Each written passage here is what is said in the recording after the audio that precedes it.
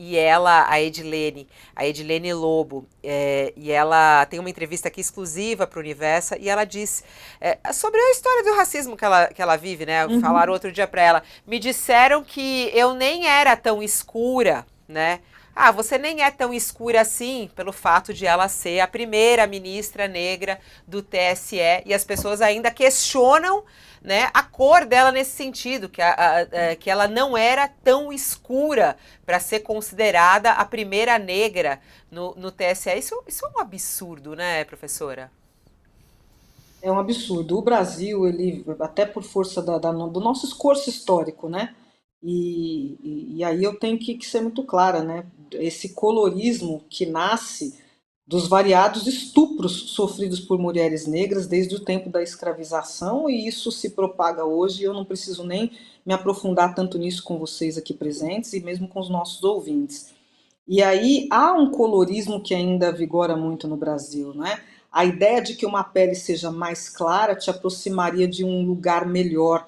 Você merece estar entre os outros porque sua pele é mais clara. E quanto mais clara você é, sendo negro ou negra, você nem negro é. Ainda se atribui o estado da negritude como um defeito. E isso, infelizmente, ainda acontece no Brasil e acontece em grande escala. Nós temos um grupo de vozes aí dizendo que no Brasil o racismo e o preconceito de ordem de raça e o colorismo não existem. Essa não é uma verdade. Quem está na pele preta, quem está no corpo negro, vivencia isso diuturnamente. E quanto mais retinto se é, pior é a situação. E aí essa frase que a ministra ouviu é muito comum nas mulheres, principalmente, sobretudo em mulheres negras de pele mais clara, como se fosse uma mais-valia. Se você é mais claro, você é melhor, e que bom, pelo menos foi você. Né? Eu acho que é esse o ponto, e essa entrevista é bem primorosa. Eu tive já a oportunidade de fazer a leitura dela e recomendo. E a gente precisa entender que os grupos formados por pretos e pardos, a despeito do colorismo, representam uma forte população negra que é preta, está preta, será sempre preta e não pode servir como um mecanismo de valoração desse corpo e desse ser humano. Não é? Nós precisamos realmente quebrar esse dogma tão ruim que se estabeleceu na nossa sociedade, porque ele dificulta e impede completamente que pessoas de pele mais escura ocupem um lugar na sociedade. Então nós vemos diuturnamente que quando se procura um negro, isso melhorou recentemente. Mas quais eram os negros que nós víamos muitas vezes, né? Eram pessoas de pele mais clara, geralmente as mulheres com cabelos longos e lisos, e que representavam muitas vezes um ideal embranquecido de negritude, como se para ser um negro que funcione, letrado, que tenha condição de fala, seja preciso atender a essas questões de códigos de vestimenta e de código de aparência. Então a gente precisa urgentemente entender que a imagem que cada um produz é sua, ou a maneira como cada um milita é seu, e essas dificuldades precisam ser rompidas a despeito do tom da nossa pele, até porque no Brasil há muita gente de pele retinta e que forma uma maioria da nossa população. Agora, doutora Flávia, eu queria aproveitar a sua presença e esse assunto que nós estamos tratando para entender a importância. A senhora falou, é importante ter um corpo negro no espaço de poder. Tivemos até no Supremo o Joaquim Barbosa, que era um ministro negro, fez um trabalho lá extraordinário, e ele se incomodava um pouco, dizia, eu não estou aqui porque sou negro, estou aqui porque tenho preparo para estar aqui. Né? O que eu queria entender é que a senhora explicasse para quem está nos assistindo a importância de termos uma ministra negra no Supremo, no instante em que o racismo pulula aí nos processos judiciais, a farta, né? À medida que as pessoas vão adquirindo maior consciência, elas vão denunciando mais as agressões racistas, né? Há casos de machismo também. Nesse ponto de vista, qual seria a importância de ter uma mulher, eventualmente uma mulher negra, neste espaço para um olhar diferente, para lançar um olhar diferente sobre esses processos, os processos nos quais estivesse se discutindo questões sobre o racismo, sobre machismo, eventualmente sobre questões privadas, da vida privada, como fez a ministra Rosa Weber num voto primoroso que deu sobre o aborto. Não é? Qual é a importância, nesse ponto de vista, da presença feminina, eventualmente feminina e negra, num tribunal, na Suprema Corte Brasileira? Eu acho que o primeiro ponto de importância é poder significar uma representatividade a ser seguida por meninas negras que diuturnamente procuram referências. As meninas negras, especialmente eu, enquanto menina negra, tinha muito pouca referência a procurar.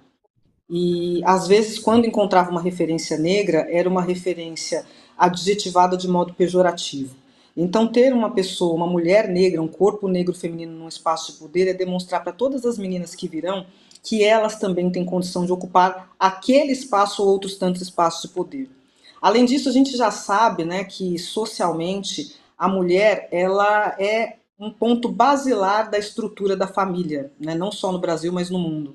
E quando a gente tem num país um grupo maior formado por mulheres negras, a gente também consegue enxergar que o caminho daquela família, que é a rota que aquele grupo traça, normalmente é dimensionado e é aberto por esta mulher negra. Esta mulher negra que começa a abrir a trilha para essa família poder caminhar. Essa mulher negra que levanta a família, embora ela esteja no último lugar nessa escala de evolução social. Porque a mulher negra ela tem um lugar muito difícil, né, para transitar. A mulher negra é atravessada por opressão, por violência, como você bem falou, por machismo, por sexismo às vezes e por uma observação extremamente negativa da sociedade quando se pensa no corpo da mulher negra e para que ele tem serventia, não é? Olhando ela de um ponto de vista absolutamente erotizado. Então, quando uma mulher negra ela é capaz de ascender por circunstâncias da sua formação para além daquilo que quiseram nos atribuir, né, como corpos bonitos e curvilíneos, ela vai conseguir demonstrar que é possível ser bonita, ser curvilínea ou não, se é que a beleza está só num corpo curvilíneo. Eu particularmente não acredito nisso, eu acho que hoje nós temos muitas formas de beleza por aí, mas que essa estética que se mostra por aí, ela não é a única coisa que vale, que outros caminhos podem ser trilhados por uma mulher negra, e essa mulher negra, quando ela levanta, mesmo se ela não quiser, ela puxa uma outra mulher negra que puxa uma família inteira. Na fila social, como eu ia dizendo, e eu respeito muito a fala do Joaquim Barbosa, eu também acredito que tecnicamente ele era fantástico, é fantástico, né? Ainda está entre nós aí, tem um trabalho primoroso e estava lá por merecimento. O que nós precisamos admitir é que o merecimento entre o povo negro, existem pessoas dentro da negritude com tanta ou mais capacidade do que tantas outras pessoas brancas. Acontece que nós fomos todos colocados dentro de uma sala por forma do chamado pacto da branquitude, como bem requer Cida Bento, né? Há um pacto que acaba levando pessoas, talvez até com menor qualidade técnica, adiante, enquanto os negros ficam atravessados por uma ruptura que não lhes permite caminhar.